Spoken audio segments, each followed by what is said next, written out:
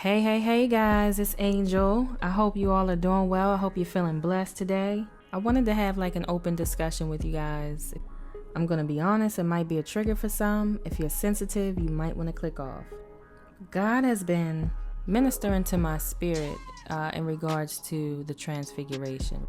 I knew he was trying to send a message to me because I was doing my Bible study, but I kept finding myself back at the same passage, the transfiguration. It's not only in Matthew, I believe it's in Mark as well. For those who are not familiar with the transfiguration, pretty much to summarize it, it is when Jesus took the disciples with him on top of a mountain. And he allowed them to see him transform into who he was in the spirit, who he is in the heavens right now. They saw it. They got a chance to see it. They witnessed John the Baptist and Moses come before him and stand beside him. And they were shooketh, to say the least. God came down and told them, hey, this is my son. This is my son. You listen to his word. And they were so scared. They trembled with fear. And Jesus told them not to be fearful. So pretty much what summarizes the transfiguration is them seeing him in the physical, the way that they've been seeing him this entire time that he was prophesying and doing healing work. They saw his works, but they never got a chance to see him in his full form, who he was meant to be. So in that moment, they got a glimpse of who he was in his full form, who God had created him to ultimately be. So I asked the Lord, I said, Dad, why do you keep sending me to this scripture? For him to keep sending me there, I knew it was something that wasn't clicking. So he is faithful, never ending, very patient with us. So it recently dawned on me. The Lord was using that to show me how I was going through a transfiguration. I said, oh my goodness. Okay. I watched a sister in Christ's video and she mentioned the transfiguration. I rarely hear anybody else talking about the transfiguration that happened with Christ. When I ran across her video, she mentioned how we were going through transfiguration, right? The Lord was taking us through it so we can reach higher heights and ascend to be more like him. And I said, oh my goodness, that's what he was translating. So then I got more revelation, guys. What is transfiguration exactly? Transfiguration, the definition of transfiguration is a metamorphosis, a complete change of form or appearance into a more beautiful or spiritual state. I think we can all agree that we've all experienced some sort of transfiguration within us, right? Especially coming to Christ. I don't know about you guys, but for me, I knew Christ, but I wasn't living a Christ life. The Lord put me through a transfiguration and still is. I'm on fire for Christ. I never really felt this on fire. I was 1 foot in and 1 foot out. I still wanted to live my life of the world, and yeah. So the Lord had put a fire in me, and then the transfiguration just has been ongoing ever since. And not only are you going through this transfiguration, your kingdom spouse is going through this transfiguration. You guys are equal. He's not going to do one thing in you and not do it in the other. And vice versa. He's not going to do it in the other and not do it in you. A lot of us have this mind frame that we're waiting on them to get it together, our prodigals. We're waiting for them to go through this transfiguration. And then they'll be good enough for us. No. No, that would make you unequally yoked. If they have to go through a transfiguration, there's still something in you that also has to be transfigured. And that's what the Lord ministered to me. Now, you guys take it up with the Lord for confirmation on your own. This is just the revelation I received in my quiet time with Dad. There are things not only about your spouse that are a little off-putting to you at the moment that you would like the Lord to change. I'm going to say something touchy. For those who are sensitive, click off, because you might get triggered. And I don't want to defend myself in the comment section, guys. I'm not. And I love my peace. So I probably won't entertain it anyway. If it's negative, that is. But getting back to the point, it dawned on me, guys. There are things that the Lord wants to change in you to make you the ultimate best for your spouse. I know. Like, some of you guys are like, listen, I've been fasting, praying, giving my life to the Lord, dedicating everything I got to Him. I have done my work, right? I'm not arguing that you have not done your work. This might not be a word for you, but it is a lot of you guys out there that still need to be worked on. God not only wants your spouse to be the best person for you, God also wants you to be the best person for your spouse. And it is little things that you might not even think is a problem for your spouse that God cares about. God not only cares about your desires, He cares about your spouse's desires as well. You might have noticed that certain things you were once into, certain habits you had, you might notice that you no longer have an acquired taste for a lot of the things that you did in the past.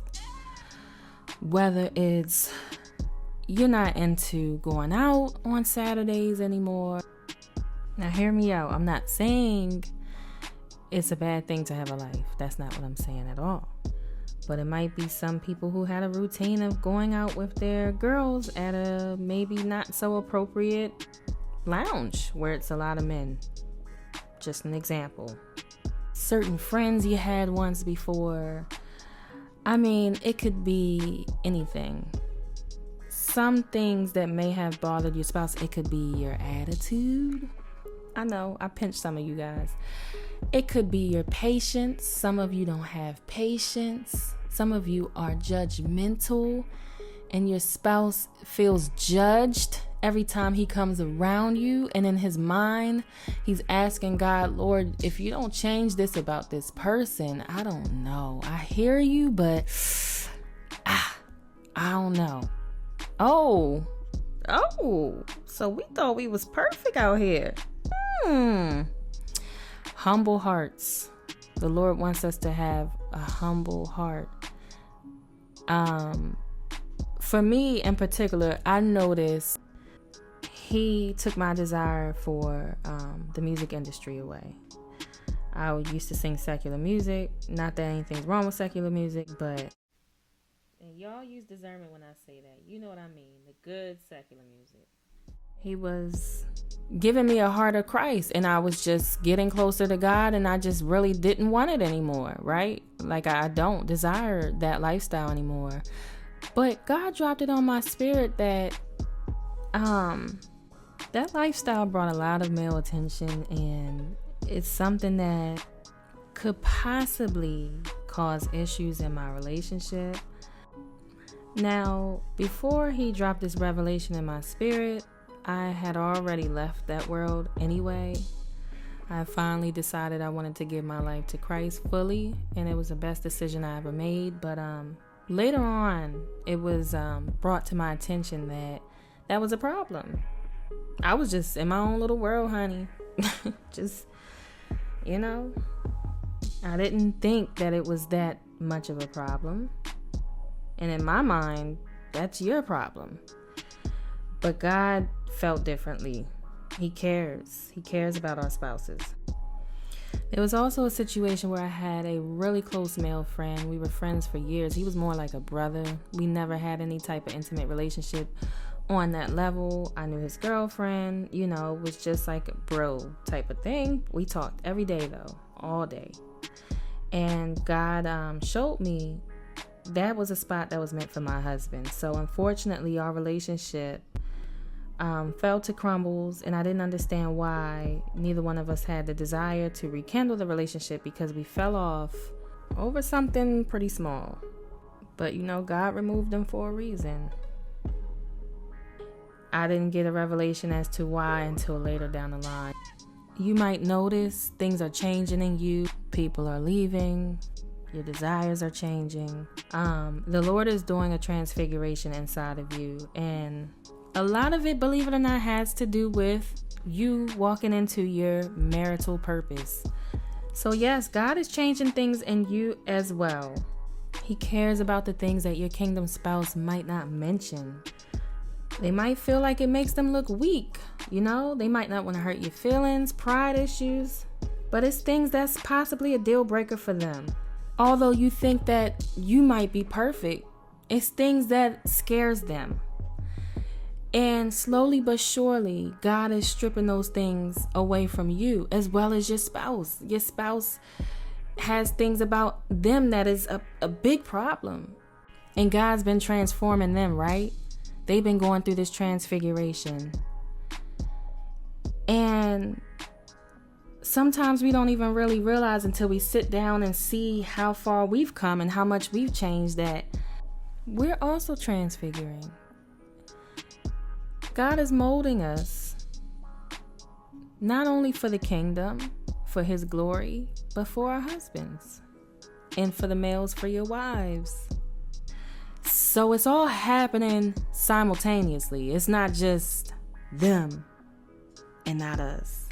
That dropped in my spirit, and I wanted to share that with you guys because a lot of us are under the impression that we're waiting on them.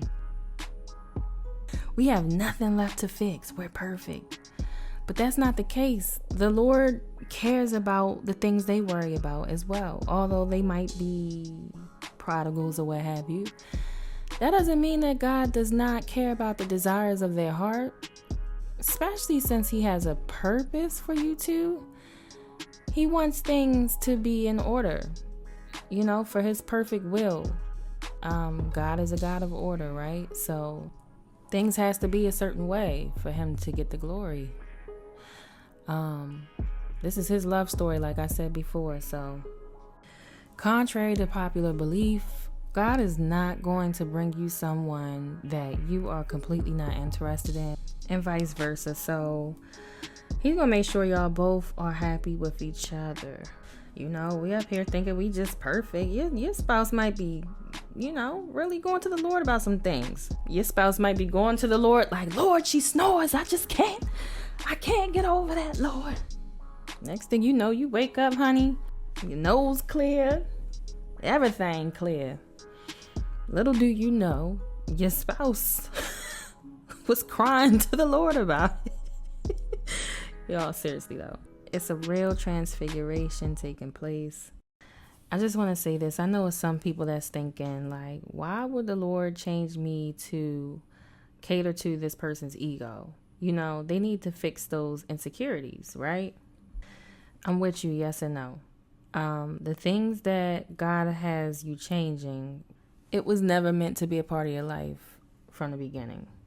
It's not for your spouse solely, it's for God's will. So if it is not in his will for you to live a certain lifestyle, he's going to change it because it was already written from the beginning, right? So anything that is not in his plan will be removed. I have found that your spouse won't identify you anyway until you are in his perfect will and in his perfect plan. Although you might be going through transfiguration, your spouse will have a hard time identifying you until you are in alignment. That's why a lot of you guys didn't awaken until you were in alignment. You didn't see them and they didn't see you. But anyway, guys, I'm not going to hold you much longer. The Lord is working on us both, okay? It's such a beautiful thing to witness. I hope this word encouraged you guys. I hope it brought some insight. I hope it served as confirmation for some of you. If it didn't apply for some, let it fly, okay? God bless you all. He loves you, and so do I.